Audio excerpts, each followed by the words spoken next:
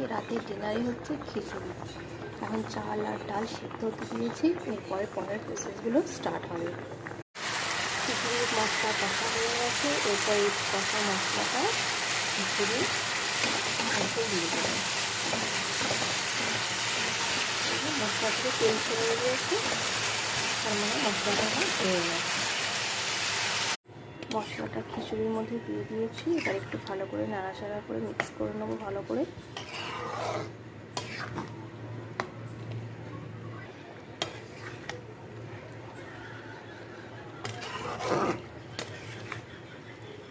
এর মধ্যে একটু আলু আর পটল ভেজে দিয়ে দেওয়া আছে।